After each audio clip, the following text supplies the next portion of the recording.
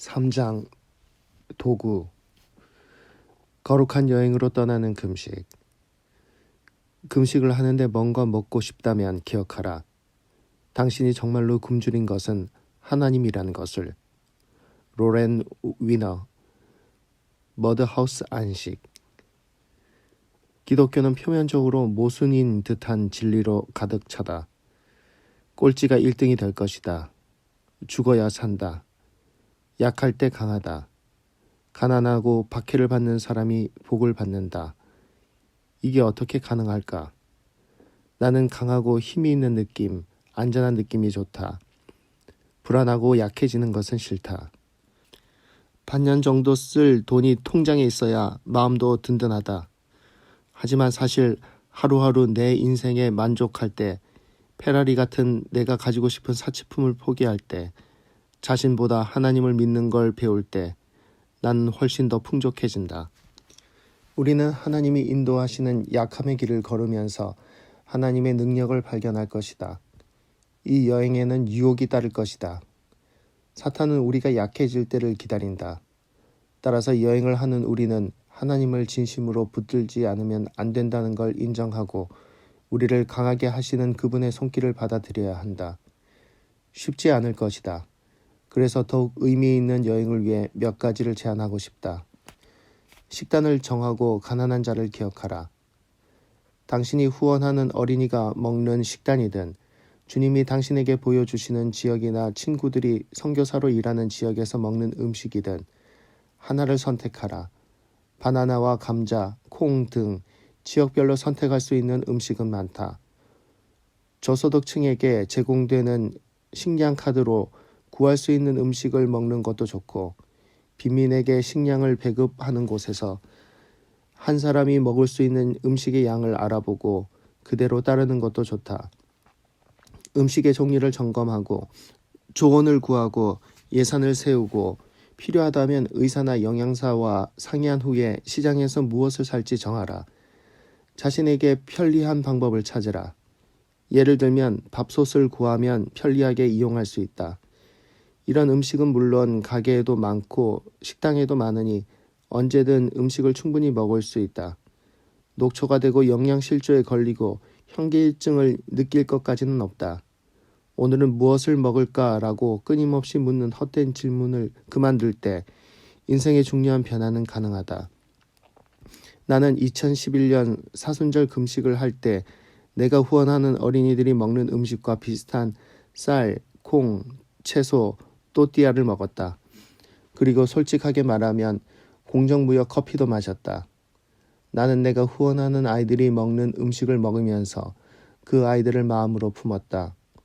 부끄럽지만 드문드문 편지를 주고받을 때 외에는 그 아이들을 잊어버릴 때가 많았다.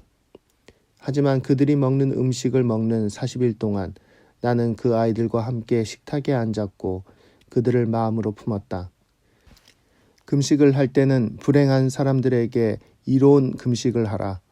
한 가지 방법은 당신이 평소에 먹는 음식의 가격에서 금식하는 동안 먹는 음식의 가격을 뺀 나머지를 가난한 사람에게 기부하는 것이다.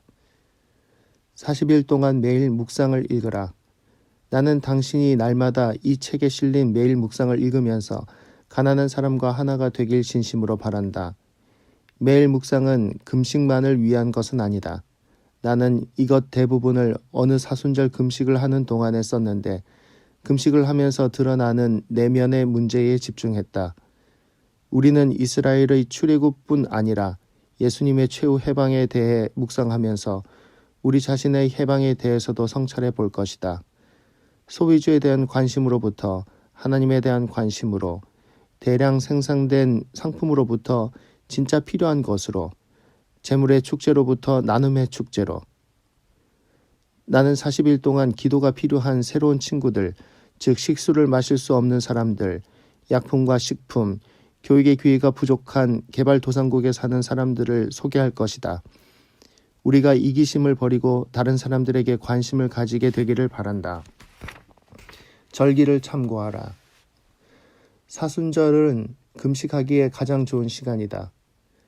기독교 절기에서 가장 거룩한 날, 즉 부활절을 준비하는 때니까. 고난주간과 부활절은 믿음의 여정에 매우 중요하므로 아무런 준비 없이 고난주간과 부활절을 보낸다면 하나님의 사랑과 은혜를 온전히 느낄 수 없다. 우리의 마음과 정신은 물론이고 몸조차도 준비를 해야 만찬을 기쁘게 즐기고 망설이는 발걸음으로 겟세마네에 이르고 엄숙한 마음으로 십자가를 바라보고 열광하는 빈 무덤을 찾을 수 있다. 금식을 사순절 첫날 제의 수요일부터 시작하면 부활절에 마칠 수 있다. 하지만 스스로를 돌아보고 예수님만을 바라보는 40일 금식의 여행은 언제 시작해도 무방하다.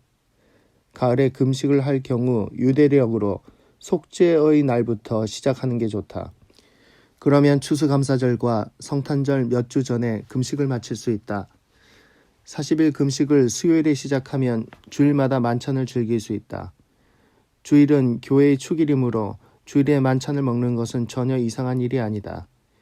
엿새에 만찬일이 있기 때문에 우리의 금식 기간은 총 46일이 될 것이다. 만찬을 누리라. 만찬일은 금식보다는 하나님 아버지가 주시는 분에 넘치는 은혜를 누리는 날이다. 특별한 만찬일에는 가족과 친구들과 모여 난생 처음 먹는 듯 음식을 맛있게 먹고 우리의 모든 쓸 것을 공급하시는 하나님께 감사하는 게 좋다. 만찬에 대해서는 다음 장에서 더 자세하게 말하겠다. 가능한 자연식품을 먹어라. 아티초크를 통째로 먹어보았는가? 우리 식구들은 아티초크를 좋아한다. 아티초크는 요리하기도 간단하다. 끓여서 버터나 올리브유를 발라 먹으면 된다. 하나님이 큼직한 꽃 전체를 맛있게 먹을 수 있는 음식으로 만드셨다는 게 놀랍다. 꽃잎을 하나하나 벗겨 먹으면 하늘나라의 맛을 미리 맛보는 듯하다. 꽃잎을 이에 대고 문지르면 희망이 부풀고 끝내는 하나님이 정원에 허락하신 최고의 선물 아티초크의 고갱이가 남는다. 나는 이걸 자연의 필레미뇽으로 여긴다. 시편의 시인도 아티초크를 먹고 이런 시를 썼으리라. 주님의 집에 있는 기름진 것으로 그들이 배불리 먹고 주님이 그들에게 주님의 시내에서 단물을 마시게 합니다. 시편 36편 8절. 나는 믿음이 쑥쑥 자라면 마음이 흡족하고 작은 일에도 큰 기쁨을 느낀다. 아프리카 커피의 강렬한 맛, 사과 버터를 바른 토스트 한 조각, 간단한 샐러드 위에 얹은 블루치즈, 신선한 생선회의 달달한 듯한 복잡한 맛. 우리는 하나님이 우리를 위해 만드신 음식을 자주 먹지 않기 때문에 인생의 작은 일에 기쁨을 누리지 못하는 것인지도 모른다. 미국만 하더라도 우리가 음식이라고 부르는 게 실은 원래의 상태를 구분할 수 없게 가공된 식품이다. 내용보다는 포장이 전부인 것도 있다.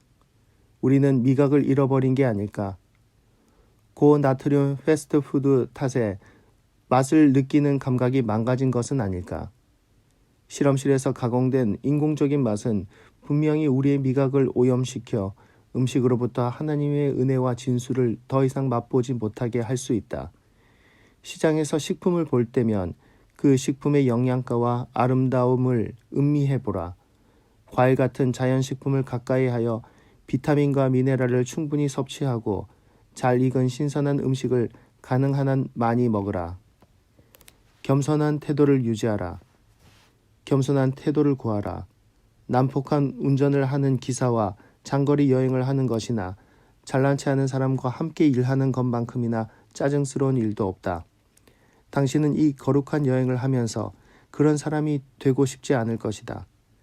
반대로 사랑과 은혜로 지식을 베풀고 결코 옆 사람을 바보 취급하지 않는 지혜로운 사람과 같이 있는 것보다 더 기분 좋은 일도 없다. 당신은 회초리를 달게 받는가? 하나님께 당신의 성품을 변화시켜 달라고 청하라. 예수님처럼 겸손함으로 강한 사람이 되도록. 바울은 강한 진리의 말씀으로 우리를 일깨운다.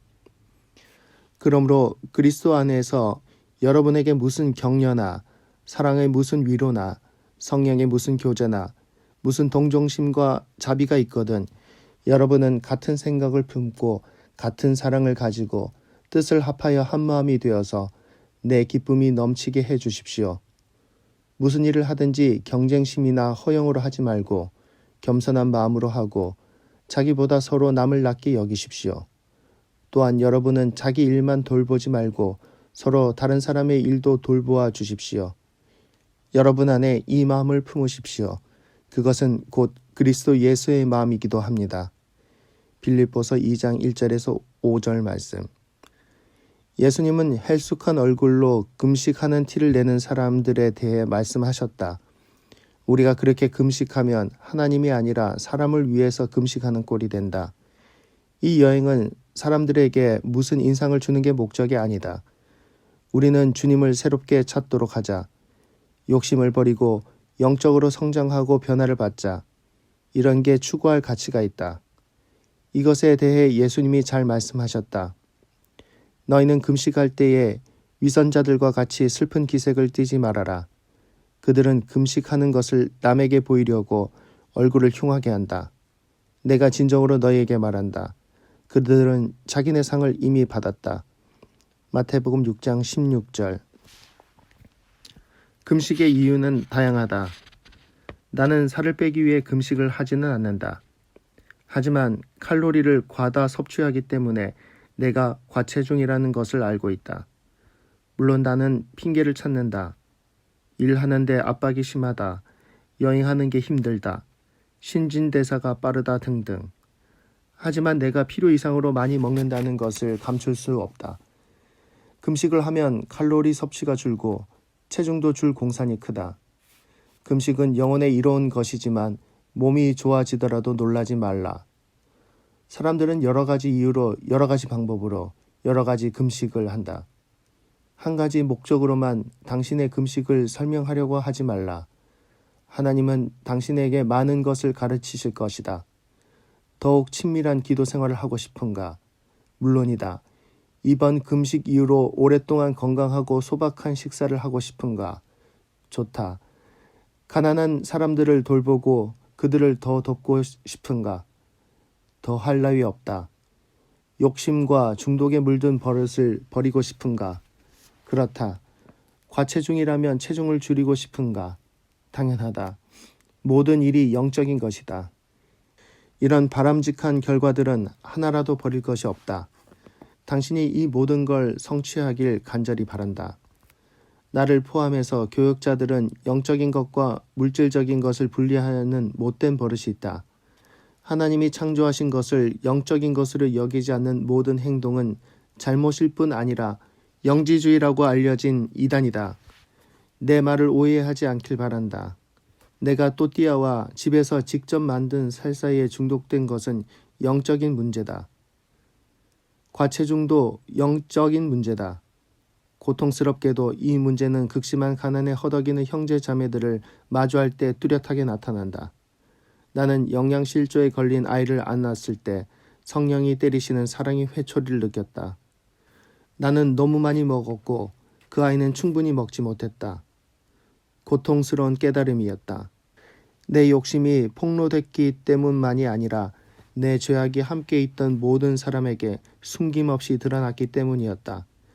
참된 기독교의 정수는 나눔에 있다. 공동체를 찾으라. 그래, 사실이다. 예수님은 혼자 금식하셨다. 그분은 여리고 광야의 산속에서 40일을 보내셨다. 우리도 혼자 독서하고 기도하고 쉬고 싶을 때가 분명히 있다. 누구의 방해도 받지 않고 성찰과 반성의 시간을 보내고 싶을 것이다.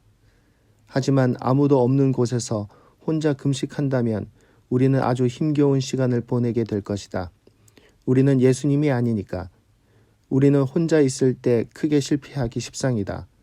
사람도 만나지 않고 격려도 받지 않고 40일을 금식한다는 것은 고역이다. 친구들을 찾아 함께 금식하라. 서로 기도하고 격려하라. 고통과 실패에 대해 솔직하게 고백하라. 괜찮아. 내일부터 다시 시작하면 돼. 라고 서로 용기를 주라. 바울은 이런 말을 했다. 여러분은 서로 남의 짐을 져 주십시오. 그렇게 하면 여러분이 그리스도의 법을 성취하실 것입니다. 어떤 사람이 아무것도 아니면서 무엇이 된 것처럼 생각하면 그는 자기를 속이는 것입니다.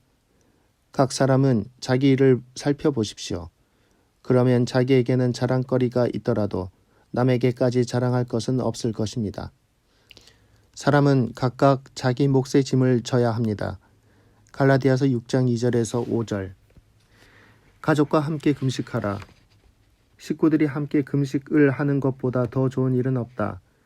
의사들은 자라는 아이들의 금식을 허락하지 않을 것이다. 하지만 아이들도 금식의 의미를 발견할 수 있는 방법은 많다. 우리 아이들에게 유익했던 몇 가지 방법을 소개한다. 자녀와 함께 일정한 음식을 먹든지 일정한 시간을 보낸다. 예를 들면 일주일에 한 번 쌀과 콩을 먹는 것은 자녀의 건강을 해치지 않는다. 자녀에게 식탁을 차리는 걸 부탁하고 후원하는 어린이를 위해 기도하도록 하든가 매일 묵상의 기도 제목 중 하나를 위해 기도하게 한다. 쌀을 주식으로 먹는 어린이들을 기억하는 방법으로 날마다 자녀와 함께 쌀을 먹는다. 자녀에게 TV, 비디오 게임, 컴퓨터 이용 시간 따위를 줄이는 금식을 할 용의가 있는지 물어본다. 창의력을 발휘해보라. 자녀에게 억지로 강요하지는 말라. 그들이 뭔가를 하기로 약속했는데 하지 못하더라도 다그치지 말고 부드럽게 대하라. 무슨 규칙을 완벽하게 지키는 게 목적이 아니다. 목적은 하나님을 더 가까이 하고 더 친밀해질 수 있는 뭔가를 함께 하는 것이다. 교회나 소그룹과 함께 금식하라. 이번 금식에 참여하는 좋은 방법은 교회나 소그룹 공동체와 함께 하는 것이다. 다른 사람과 함께 한다면 금식이 더 쉬워질 것이고 서로의 경험을 나누고 비교함으로 유익을 얻게 될 것이다. 이 길을 함께 걸으면서 당신은 분명 주 안에서 형제자매로 더욱 친근해질 것이다. 만일 함께할 공동체가 없다면 당신과 함께할 수 있는 친구에게 요청하라. 자신의 욕구를 인정하라. 우리는 사람이다. 사람은 욕구와 욕심이 있다. 그걸 멀리해야 한다는 것도 그런 게 있으면 죄책감을 느껴야 한다는 것도 아니다. 우리는 체벌이나 고행이나 육체의 훈련을 하는 게 아니다. 사물을 또렷하게 보는 안목을 기르는 게 목적이다. 역사적으로 욕구를 억누르기 위해 금식을 한 사람이 많았다. 칼로리 섭취를 최대한 줄이면 몸의 가장 자연스러운 욕구를 억제할 수 있는 것은 사실이다. 하지만 40일 금식 기간에 모든 욕구를 억제하는 것은 우리의 목표가 아니다. 우리의 목표는 욕구에 좌우되지 않는 인생이다. 우리가 음식의 종류를 제한하면 초콜릿부터 피클, 스테이크, 모짜렐라까지 모든 식탐이 폭발할 것이다. 하지만 그것은 음식일 뿐이다. 자제력이 있다면 욕구를 다스릴 줄 알아야 한다. 욕구에는 건강한 것도 있고 해로운 것도 있고 내면을 드러내는 것도 있다. 우리는 배우자와 조용히 부부관계를 나누고 싶은 욕구도 있고 온갖 오락을 즐기고 싶은 욕구도 있다. 무릎을 꿇고 기도하고 싶을 때도 있고 오랜 친구를 만나고 싶을 때도 있고 즉흥적으로 여행을 떠나고 싶을 때도 있다. 이런 욕구에 대한 감각을 날카롭게 기르고 지혜와 분별력을 구하라. 금식을 하는 동안에 드러나는 욕구들은 심리적인 약점, 성품의 결함, 간절히 바라면서도 깨닫지 못했던 것 등 자신에 대해 아주 많은 걸 말해줄 것이다. 날마다 기도의 산책을 하라. 날마다 2-3km 정도 걸으면서 궁핍한 사람들을 위해 기도하는 시간을 보내라. 40일 동안 가난한 사람들이 먹는 음식을 먹으면서 그들과 하나가 된다면 식수를 구하기 위해 수 킬로미터 걸어야 하는 사람들을 생각하며 걷는다면 우리의 몸과 마음과 영혼은 변화될 것이다. 음식이든 저녁이든 마을을 걸어도 좋고 러닝머신 위를 달려도 좋다. 금식은 하나님과 당신 사이의 일이다. 경쟁이나 비교는 금물이다. 하나님이 저 사람을 바꾸시듯이 당신도 바꾸실 것이라고 기대하지 말라. 당신은 지상에서 유일무이한 존재다. 당신을 창조하신 분만큼 당신의 생각과 능력과 가능성을 아는 이는 아무도 없다. 성령의 말씀을 가만히 경청한다면 그분은 그분만의 방식으로 우리에게 말씀하실 것이다. 사실 우리는 뜻밖의 은사를 발견하게 될 것이다. 시를 짓고 그림을 그리고 노래를 짓고 용기를 북돋우고 가르치는 은사 등을 발견하게 될 것이다. 뜻밖의 일에 대비하라. 하나님은 당신에게 생활 방식, 재정, 건강관리, 좋은 습관과 나쁜 버릇에 대해 말씀하실 것이다. 물을 많이 마시라. 사람의 몸은 60에서 70%가 물이다. 따라서 물을 아주 많이 마셔야 제 기능을 할 수 있다. 몸은 흔히 갈증을 배고픔으로 판단한다. 나는 식수를 당연하게 여긴다. 별 생각 없이 수도를 틀면 식수가 나오니까. 나는 평생 식수를 구하기 위해 어디 멀리 가본 적이 없다. 전 세계에는 그렇지 못한 사람이 무척 많다. 우리는 식수를 마시지 못해 15초마다 어린이가 목숨을 잃는 세상에 살고 있다. 더러운 물이라도 마시기 위해 날마다 2km 넘게 걸어가서 20kg짜리 물통을 쥐고 집으로 돌아오는 사람들도 많다. 금식으로 식습관을 바꾸는 동안 식수를 마시지 못하는 사람을 기억하라. 물을 많이 마시라. 당신의 체중에 필요한 물을 마시면서 식수를 마실 수 있다는 걸 고맙게 여기라. 사람들과 물을 나누어 마시고 물 부족 위기에 대해 이야기도 나누라. 커피나 차, 주스를 마시는 것은 당신의 재량에 맡긴다. 40일 동안 날마다 기도의 산책을 한다면 물 부족 위기뿐 아니라 식수를 마시지 못하는 사람들이 식수를 마실 수 있는 방법에 대해서도 기도해보라. 당신은 할 수 있다. 물론 며칠은 힘들 것이다.